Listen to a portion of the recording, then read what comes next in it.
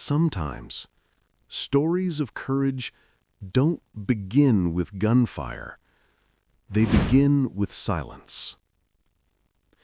At an old airfield, baked under the Arizona sun, a helicopter sat motionless. Its body was dull, its paint chipped by time and sand, its name faintly visible beneath the dust, Liberty Bell. Once, it had roared above the jungles of Vietnam, carrying wounded soldiers out of hell. Now, it was just a shell, an artifact that refused to wake. A team of young technicians swarmed around it like ants around an ancient relic. Tablets glowed in their hands. Digital diagnostics blinked on the monitors. Everything read operational. Yet, when they hit the start switch, the machine stayed silent, stubborn, as if it had something to prove. To them, it was just old metal. But to Henry Cole, it was memory. He stood a few steps away, watching quietly. 78 years old, retired Army aviation mechanic. His hands trembled from arthritis, but his eyes still held that sharp, measured calm, the look of a man who had once rebuilt this very aircraft under enemy fire. The young techs barely noticed him. "Guess the old guy's just here for nostalgia," one of them whispered. "Probably knows stories, not systems," another snickered. They weren't entirely wrong. Henry didn't know these new tools, the digital dashboards, the language of sensors and screens, but he knew the heartbeat of a turbine. He walked slowly toward the aircraft, his boots echoing softly on the hangar floor.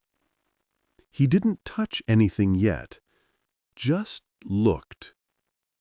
The smell of kerosene, the faint hum of a generator somewhere, the soft pinging of cooling metal.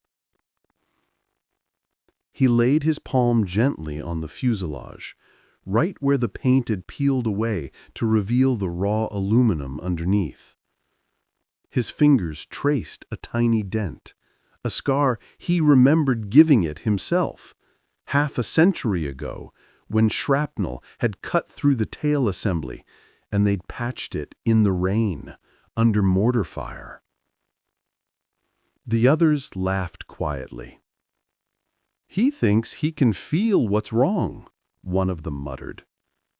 And maybe he could. Because machines, Henry always believed, remember hands, not manuals. Henry didn't ask for permission. He asked for paper. "Maintenance logs," he said, and a few of the younger guys blinked as if he'd requested a telegram.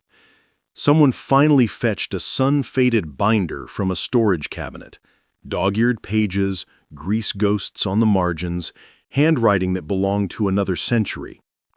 He turned the pages with the care of a man handling a folded flag. The modern entries were tidy and bloodless. Parts numbers, torque specs, test passes. Farther back, the script grew smaller, more urgent, written by men who kept tools in their pockets and rain in their boots. Then Henry found it, a penciled note with his own name signed beneath. Field mod, fuel control, manual bias for hot starts, C. Mark. A tiny arrow scratched into the paper pointed to a sentence that would mean nothing to software and everything to a mechanic who had once rebuilt a life mid-flight. He crouched beside the fuel control unit, traced the contour of a linkage with his thumbnail. There, a polished witness track, barely a fingernail wide, the quiet testimony of a part that had learned to move a hair beyond the factory spec and had been doing so for decades. Someone had reassembled it by the book. The book was wrong for this one. He asked for 5 minutes without the tablets, without the automated start routine, without the chorus of beeps that mistook electricity for understanding. A couple of techs snorted. Then a black SUV rolled onto the apron and the air changed. Major General Marcus Hale stepped down, the kind of senior officer who wore authority like a well-broken-in pair of boots.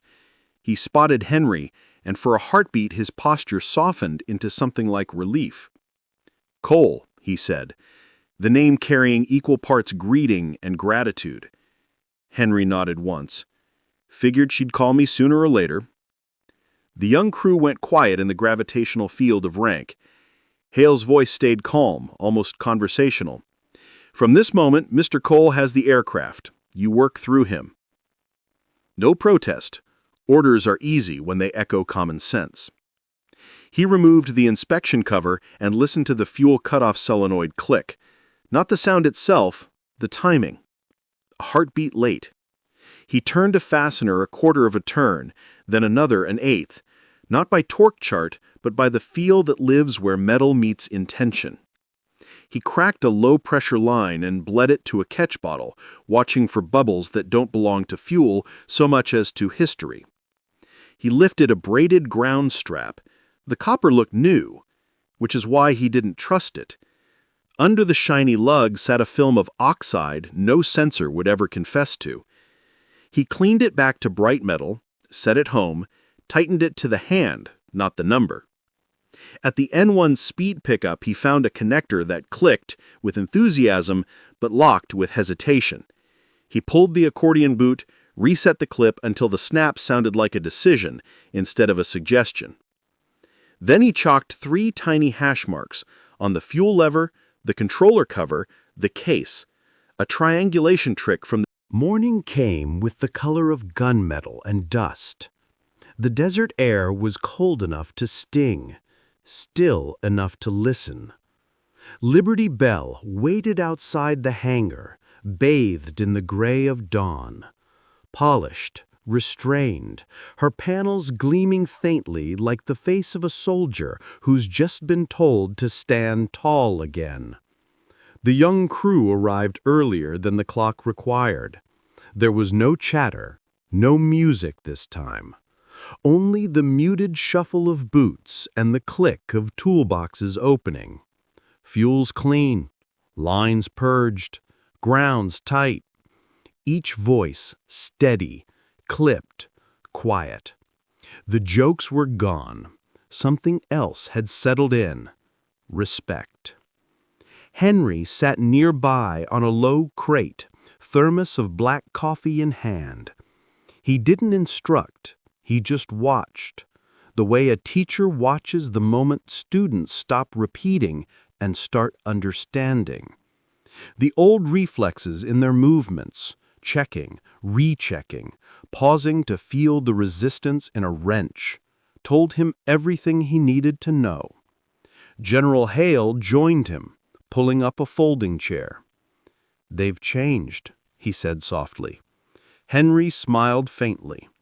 "They're not following me anymore. They're listening to her." When the checklist was done, the senior tech approached, eye sharp, posture square. "Permission to start, sir?" Hale turned to Henry. One nod. "Let's bring her home," Henry said. The start sequence began. The starter generator wound up with a clean whine, smooth and patient. The needles on the panel lifted, not as numbers, but as breath. Henry leaned forward slightly, his eyes closed, following each sound the way a musician follows a symphony. The low hum of airflow, the click of ignition, the subtle whoosh of fuel finding flame. At 20 seconds, the sound shifted. The gentle inhale before life itself. The turbine caught, then steadied, as if remembering its purpose. The compressor tone rounded out. The vibration softened. Balance returned. The young techs glanced at each other. that mix of disbelief and pride that comes only once, when theory finally turns into pulse. Inside the hangar, the air shimmered. Dust particles floating in the new warmth, golden in the sunrise, slicing through the open doors. For a heartbeat, it looked like the whole place was glowing from within. The rotor turned, slowly first, the lazy circle of something waking from a dream, then faster, until the motion blurred into the hum of flight reborn. "Hold your position," Henry murmured. "She'll tell you when she's ready." They obeyed, silent. The gauges settled. The hum deepened into a confident note, steady as a heartbeat. Henry stood. His shadow stretched across the hangar floor toward the aircraft, a long, thin echo of service rendered, returned, and remembered. "She's breathing," he said quietly. When they shut the engine down, the silence that followed wasn't empty. It was earned. One of the techs broke it, barely above a whisper. "I didn't know machines could sound proud." Henry smiled, resting his hand on the metal toolbox beside him. "They don't, but they recognize when we are." That afternoon, as the sun slipped westward, General Hale led him out onto the ramp. Under a temporary canopy stood a new bronze plaque, the kind that catches sunlight like a salute. "Liberty Bell, restored to honor," dedicated to the hands that kept her heart beating. Henry Cole, Crew Chief, 1969. Henry said nothing for a long time. Then he reached out, placed his calloused hand over his own name, and spoke softly like a man telling a secret to the wind. "Thank you for remembering those who never forgot the sky." Hale nodded, throat tight, and answered simply, "You kept it alive, Henry. That's more than most can say." Henry didn't respond. He just looked out over the runway, at the line where the desert met the sky, and thought about the sound of a rotor beginning to turn. Winter crept softly into Arizona. The desert turned pale, the wind carried a sharper bite, and the days shrank until even the sunlight seemed to remember it was once aflame. Henry Cole's house sat at the edge of town, small, neat, and filled with quiet. He spent his mornings at the window, coffee in hand, listening to echoes only he could hear. Sometimes he'd catch the faintest hum in the air, the ghost of a turbine spool up, and smile to himself. To anyone else, it was silence. To Henry, it was the sound of something that still lived. One morning, a letter arrived, stamped with the insignia of the base. Inside was a photo. The young crew standing beside Liberty Bell, grinning, sun in their eyes. The helicopter's blades blurred faintly in motion. On the back, written in thick marker, "She flew today, and we swear we heard your voice in her roar." Henry laughed, the quiet kind, the kind that hides behind breath. He kept the photo on his kitchen wall beside an old black-and-white picture of himself at 21, oil-streaked and fearless. A week later, another envelope came. This one held a simple card from General Hale. "Official flight restoration. We'd be honored if you'd attend the ceremony." And so he did. The base looked different. New buildings, new faces, but the smell of aviation fuel hadn't changed. Out on the runway, Liberty Bell stood gleaming, her body repainted but not reborn. The old scars had been left visible beneath the lacquer, like metals that refused to fade. Henry approached slowly, each step weighted with 50 years.